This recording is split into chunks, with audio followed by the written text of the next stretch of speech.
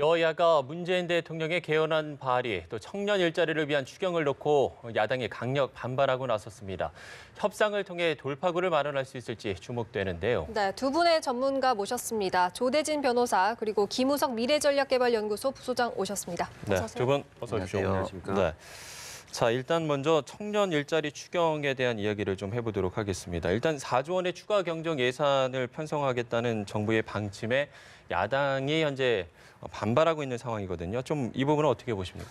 일단 뭐 야당 입장에서는 공세적으로 나올 수밖에 없는 부분인데 일단 야당이 주장하는 게 뭐 정책 실패를 인정해라 뭐 이런 취지로 지금 주장을 하고 있습니다. 근데 하지만 이제 문재인 정부에 있어서는 여러 가지 일자리에 관련된 부분이 뭐 주요 정책으로 드라이브를 걸고 있지 않습니까? 네. 사실상 지금 민주당의 입장 그리고 청와대의 입장은 지난번 본 예산 책정 때 야당의 반대로 삭감됐던 그 일자리 분에 관련된 부분이 보완된 것이지 새롭게 무리한 일자리 자금을 투입하는 것은 아니다라는 취지로 가고 있기 때문에 또한 무엇보다도 청년 실업률이 지금 10% 정도까지 오르고 있어서 사실상 대란의 그 상황이라고 볼 수 있거든요. 그러니까 이런 부분에 대해서 어떻게 보면 야당 측이 대안도 못 내놓으면서 반대하는 것 아니냐라는 이런 비판적인 부분도 생각해 봐야 될 것 같습니다. 네, 소장님은 좀 어떻게 보세요? 뭐 야당에서는 뭐 혈세 퍼붓기다, 선거용 정치쇼 이런 이야기들 좀 하고 있는데. 보수 야당뿐만 아니라 지금 뭐 정의당이나 민평당 같은 경우에도 좀 유보적인 자세인 것 같아요. 네.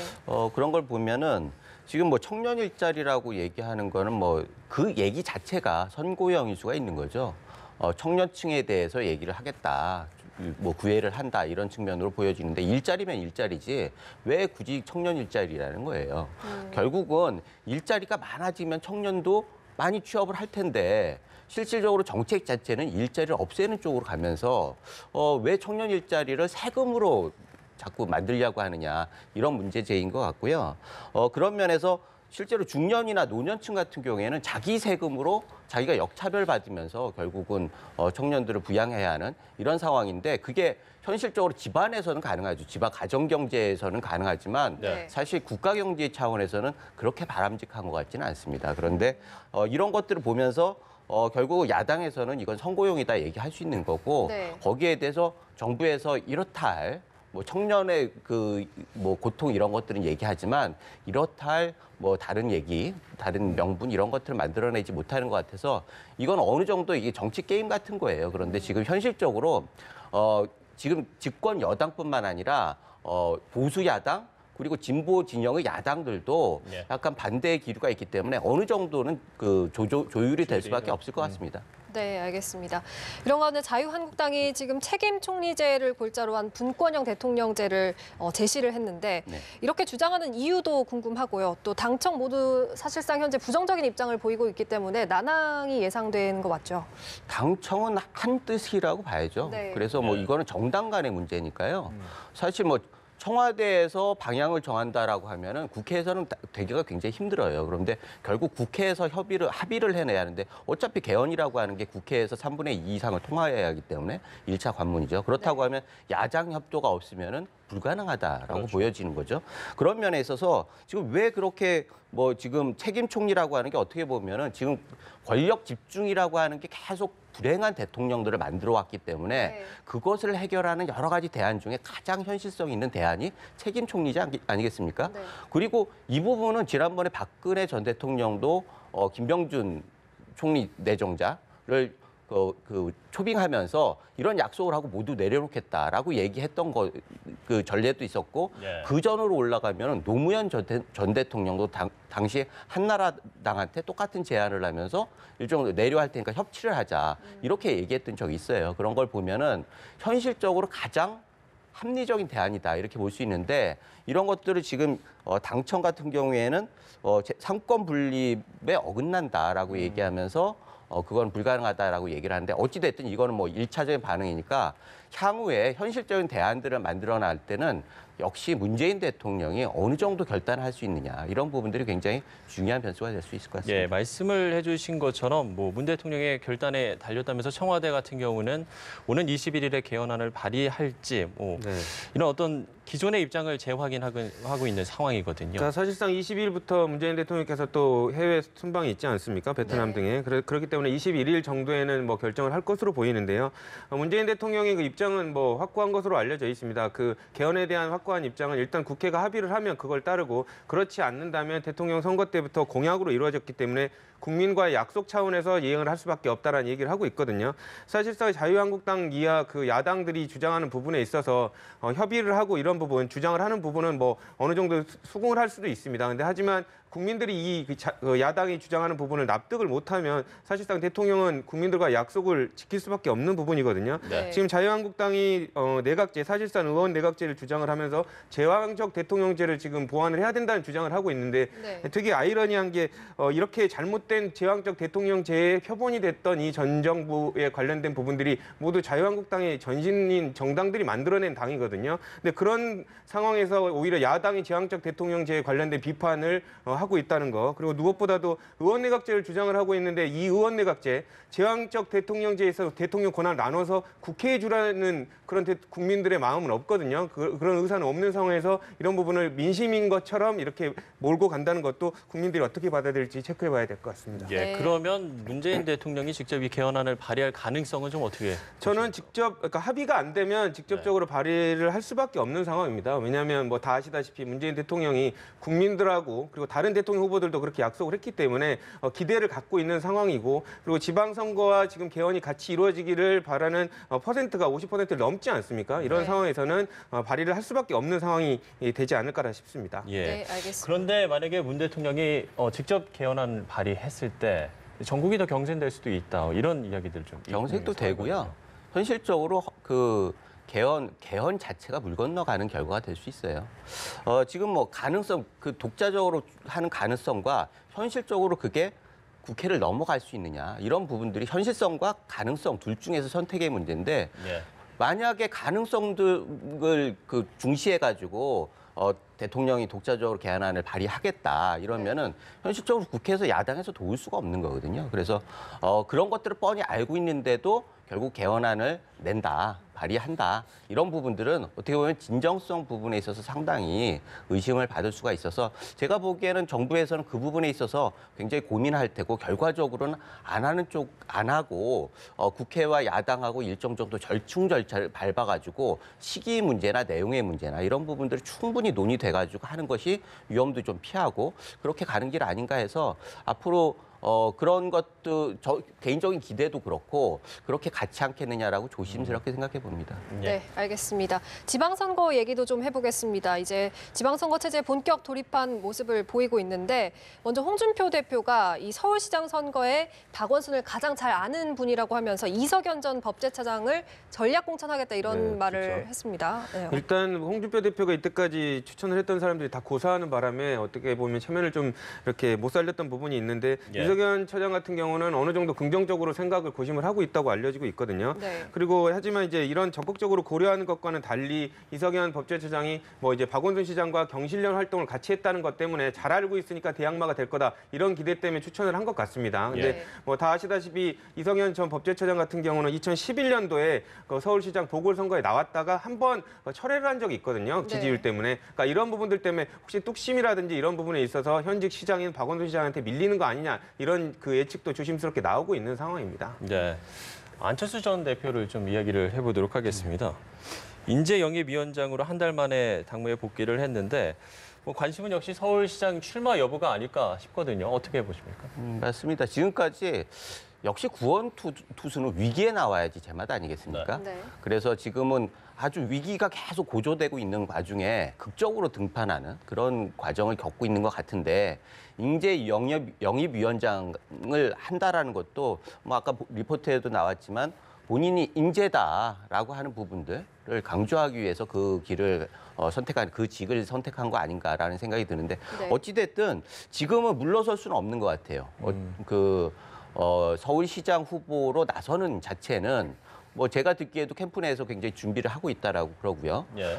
당에서도 워낙에 그 요구를 하고 있고 그런데 만약에 이걸 거절했을 때는 어떻게 보면 당도 잃고 개인적인 미래도 잃는 그런 결과가 되거든요. 네. 그래서 이 부분은 피할 수 없는 것이다. 문제는 자유한국당에서 후보를 어떻게 내느냐라고 하는 게 결정적인 관건이 될 수 있는데 네. 만약에 지금같이 자유한국당에서 헤매고 있다라고 하면 어떻게 보면 거의 100% 나오지 않을까 이런 생각이 듭니다. 그러면 네. 지금의 그 이석연 카드가 승부수가 될 거라고 이석연 카드는 개인적으로는 훌륭한 분이죠. 그런데 문제는 지금 박원순 시장을 야당에서 공천을 하는 것 같아요. 박원순 시장이 후보다라고 생각하고 그 전제하에서 뭐 상대 카운터 파트를 얘기를 하는데 사실 잘 안다고 해가지고 승리를 하는 건 아니거든요. 네. 그래서 지피지기면 100점 불패라고 그러지만 불패입니다, 원래. 그러면 결국 위태롭지 않다라고 하는 건 전제를 안 할 수도 있다라고. 그래서 위태롭지 않다라는 거거든요. 네네. 그런 걸 볼 때 저는 이석연 처장이 고민은 하겠지만 과연 승산이 그렇게 높지 않은 게임을 할지라고 하는 부분들도 우리가 생각을 해봐야 하는 거고 네. 결국은 같은 기반을 가지고 있는 사람이 별도의 무기가 없이 거의 비슷한 조건을 가지고 있는 사람이 기득권자하고 대결을 해가지고 승산이 그렇게 있지는 않거든요. 네. 그래서 그런 것들을 생각할 때 그야말로 뭐 지금의 인물란에서는 어떻게 보면 최선의 카드일 수는 있지만 필승 카드는 아니지 않나 그런 생각이 듭니다. 네, 근데 방금 말씀해 주신 것처럼 이제 안철수 전 대표가 서울시장 선거에 나올 경우에 묵시적 연대 가능성이 계속해서 제기되고 있거든요. 어떻게 보십니까? 그러니까 그 인물난을 겪고 있다고 하더라도 이석연 처장 같은 경우는 서울시장 후보로까지 거론될 정도로 거물은 아니거든요. 네. 무엇보다도 지금 민주당뿐만이 아니라 그 청와대 인기가 워낙 높은 상황에서는 여기에 대항할 만한 인지도를 갖춘 사람을 영입하는 게 관건이었는데 이석연 법제처장이 뭐 보수를 대표할 만한 가치를 가지고 있을 정도로 인기는 있지 않았는데 이석연 법제처장을 뭐 이렇게 전략 공천을 생각하고 있다 이 말 자체가 어떻게 보면 보수 쪽으로 한편으로 선거에 연대를 하려는 그러니까 소위 말하면 안철수 후보가 나온다는 걸 기정사실화해서 이석연 처장 같은 경우는 어떻게 보면 흘려가는 카드로 쓸 수 있다. 그러니까 일부러 그 단일화했을 때 조금 그냥 버리기 쉬운 카드로 쓸 수 있다라는 정도로 이렇게 추측하는 경우들도 많은데 네. 어쨌든 인지도도 낮고 그리고 출마했을 때 당선이 뭐 이렇게 압도적이냐 이런 부분에 있어서도 캐스천 마크가 있다는 부분에서 볼 때 어느 정도 다른 보수층과의 연합을 고려해 둔 차선책 카드 아닌가라는 생각도 지금 나오고 있는 부분입니다. 예. 네, 근데 개인적으로 궁금한 건데 이렇게 야당이 이런 혼란을 겪고 있는 가운데 민주당 공천도 궁금해지거든요. 지금 이게 박원순 시장이 다시 서울시장 선거에 출마할 것이다. 이제 공천을 받을 것이다. 이런 전제하에서 나온 말들인 것 같은데 어떻게 보십니까? 일단은 지금 서울시장 그 여당의 네. 서울시장 후보가 좀 좁혀지고 있는 네. 것 같아요. 그래서 유력한 후보들이 뭐 평창올림픽의 뭐 그 구설이나 뭐 미투나 이런 것들 통해서 일정 정도 가려지고 실질적으로 지금 박원순과 우상호 네. 그리고 약간 상처를 입었지만 박영선 네. 정도의 3파전을 하는데 제가 안타까운 건 지금 그 정봉주 전 의원 같은 경우에는 진중권 씨 같은 경우에도 왜 이렇게 고집을 부리는지 모르겠다라고 얘기를 할 정도로 굉장히 집착을 보이고 있어요. 그래서 민병두 의원처럼 이 비는 좀 피해가는 것들이 현명할 수 있을 것 같은데 저렇게 계속 얘기하는 게 본인도 사실 나중에 굉장히 어려워지고 당도 곤란해지는 거 아니겠습니까? 당 입장에서는 문재인 정부에서 유일하게 사면된 정치인이란 말이죠. 그런 상징성이 있는데 본인이 고집하면 어떻게 할 수가 없는 거예요. 그래서 이런 부분들에 있어서는 그야말로 선당 후사라고 하는 개념에서 본인이 결단을 해주기를 여당에서 바랄 것 같은데 그런 부분들에 대해서 지금은 서울시장 후보 경선 자체가 좀 굉장히 혼란스러워지는 그런 인상으로 보여집니다. 예, 민주당의 경선 같은 경우 이 정봉주 전 의원의 복당 여부가 좀 변수가 될 수 있을 것 같긴 한데 어떻게 보시는 거예요? 일단 내부적으로 회의는 했는데 발표만 지금 19일 날 최고위원회에 발표하는 거를 전제로 해서 미뤄둔 상황입니다. 그렇기 때문에 그 결과는 나오지는 않았지만 18일 날 정봉주 의원이 서울시장 출마 선언을 한다라고 지금 알려져 있거든요. 네. 근데 19일 날 최고위원회 보도를 하면서 이 결과가 나올 것으로 예상이 됩니다. 그러니까 이런 걸로 봤을 때 뭐 유리하면 벌써 발표를 했을 텐데 정봉주 의원에게 유리하지 않으니까 19일까지 미뤄두는 거 아니냐 이런 예측도 나오고 있고요.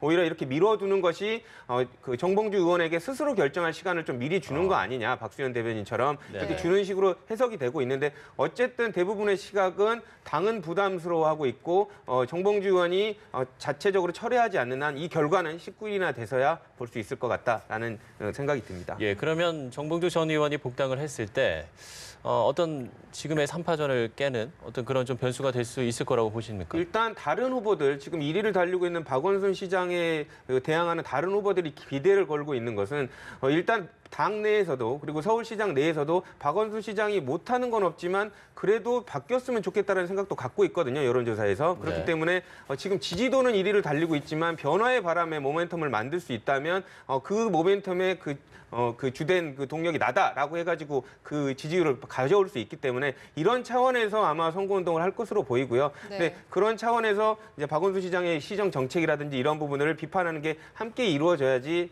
시민들의 마음을 좀 움직일 수 있을 것 같습니다. 정봉주 의원 같은 경우에는요. 네. 지금 앞으로 뭐가 나올지 몰라가지고 당 입장에서 굉장히 곤란할 것 같아요. 사실 과거의 발언들이 계속 재조명되지 않았습니까? 아주 여러 가지 설화들이 다시 이번 기회에 재조명되고 그런 무리한 뭐 낙곰수를 비롯한 여러 가지 그 팟캐스트 이런 것들이 정제되지 않은 발언들이 이 상황에서 다시 문제되고 그러면 당연히 경선 과정뿐만 아니라 후보가 됐다고 해도 야당 입장에서는 굉장히 손쉬운 상대가 될 수도 있어요. 네.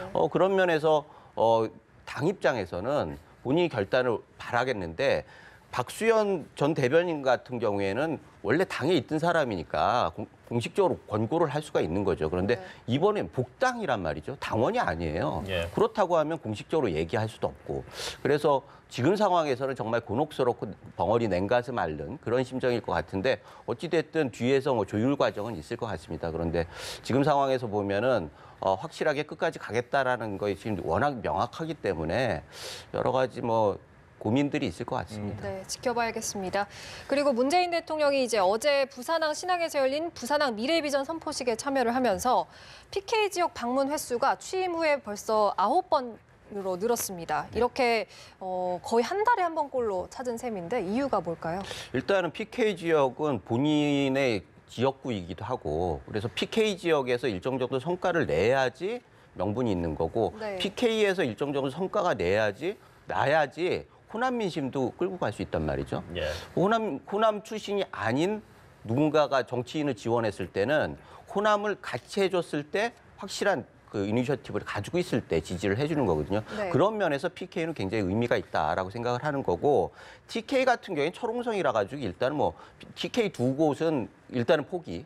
그다음에 호남하고 PK가 그야말로 격전지예요. 네. TK 빼놓고는 모든 전체를 석권할 수 있다라고 하는 건 결국 PK고 가능성이 제일 높은 것도 PK고 그런 면에서 지금 현 정부에서는 놓을 수 없는 그런 지역인데 지금 좀 변화가 있는 게 그렇게 안정적이었던 춘천권이 흔들리고 있다는 거죠. 그래서 네. 이 부분이 PK에 집중을 하기에는 좀 한계가 있는 것 같고 게다가 서울의 경선 구도도 굉장히 혼란해지고 이래서 어찌됐든 이런 상황에서 PK에 집중만 하기에는 좀 어려움이 있을 거다라는 생각이 들고 네. 역시 걸식은 없습니다. 선거에서는 결국은 끝까지 가봐야지 하는 거고 어떤 변수가 터질지는 몰라요. 지난 총선 때도 요맘때쯤 돼가지고 한 두세 달 남겨놓고 새누리당이 압승할 거라고 누구나 얘기를 했어요. 저는 안 했지만 어찌됐든 그런 상황에서 전혀 결과가 달라졌단 말이에요. 지금 그 문재인 대통령의 인기가 저렇게 높아서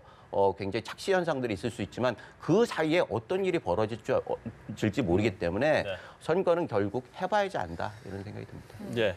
변호사님 어떻게 보세요? 일단 뭐 대통령의 행위들이 뭐 방문하고 이런 게 정치 행위이기 때문에 다 정치적인 의도가 없다라고 볼 수는 없는데 일단 그 문재인 대통령이 아까 말씀 주신 대로 부산에 연고가 있고 부산에 애정이 많지 않습니까? 뭐 본인이 나고 자랐고 또 변호사를 최초의 인권 변호사를 처음 개업했던 데도 부산이기 때문에 그런 애정의 발로해서 많이 가는 걸 수도 있고요. 또 선영이라든지 또 부모님이 계신 곳도 경남이기 때문에 그런 횟수가 좀 많아졌던 것 같습니다. 그리고 또 물류시대에 있어서 부산 신항에 관련돼서 되게 강조를 많이 하는 부분도 있었거든요. 그러니까 이러한 어떻게 보면 개인이 갖고 있었던 주관적 철학에 따라서 방문한 횟수가 많아졌다라고 보시면 될 것 같고요. 의도적으로 정치적인 영향을 미치기 위해서 방문한 건 아닌 것 같다라고 생각하는 게 더 나을 것 같습니다. 알겠습니다. 자, 마지막으로 한 가지 질문만 두 분께 여쭤보고 대담을 마무리 짓도록 하겠습니다. 남북 정상회담 또 북미 정상회담을 앞두고 있는데 이 선거에 미칠 영향 일단 어떻게 보십니까? 일단 너무 중요한 일이기 때문에 선거는 어떻게 보면 4년마다 있는 거고 이 뭐 승패에 따라서 정권이 흔들릴 수 있지만 국가가 흔들리는 건 아니거든요. 그런데 지금 그 남북 정상회담 같은 경우에는 국가가 흔들릴 수 있는 일이란 말이죠. 네. 그래서 이 중요한 걸 가지고 지방선거와 관련돼서 뭐 해석을 하거나 활용을 하거나 이런 것들은 바람직하지 않다고 생각을 하고 게다가 지금 개헌 문제는 사실 백년지 대사라고 할 만큼 중요한 일입니다. 그런데 지금 지방선거의 유불리에 따라서 개헌 논의가 또 이루어지는 그 혼란을 겪는 것도 사실 우리 정치의 후진성을 그대로 보여주는 거예요. 그래서 그 큰 칼을 가지고 뭐 소 잡는 칼로 뭐 닭 잡고 이럴 수는 없는 거 아니겠습니까? 네. 지금은 그런데 우리 정치가 소 잡는 걸 가지고 빈대 잡는 데 쓰고 있단 말이죠. 그래서 이런 일은 벌어져서는 안 된다. 그래서 저도 이런 질문은 사실 제 마음속으로는 생각은 있지만 가급적이면 얘기를 안 하고 싶습니다. 예. 변호사님 한 말씀 해주시죠. 뭐 남북 정상회담이 몇 차례 있었지만 그게 전부 다 여당한테 유리한 것은 아니었거든요. 네. 오히려 여당이 불리한 경우들이 더 그 실제로 예로 많이 있었는데 사실상 이번이 그 이전과는 다른 부분이 북한에 관련된 남북 정상회담이 지방선거에 여당에게 유리한 점이 없었던 이유는 사실상 북한의 의도를 알 수 없었기 때문인 경위가 더 많았거든요. 예. 하지만 이번에는 북한이 더 적극적으로 나서고 있고 무엇보다도 좀 긍정적인 결과를 나타낼 가능성이 더 많다는 점에서 결과가 좋게 이어진다면 4, 5월 그 정상회담에 관련된 결과들이 좋아진다면 얼마든지 이전과는 다른 결과를 선거에 영향을 미칠 수 있을 것으로 보이고요. 그러니까 영향을 미쳐진다고 하더라도 이런 부분들은 국제 정세를 기대를 하는 국민들의 마음도 반영된 것이기 때문에 긍정적으로 볼 필요가 있다고 보여집니다. 네, 예. 알겠습니다. 개헌 문제를 비롯해서 정치권 이야기 오늘 두 분과 함께 이야기 나눠봤는데요. 조대진 변호사 그리고 김우석 미래전략개발연구소 부소장이었습니다. 감사합니다. 고맙습니다. 감사합니다.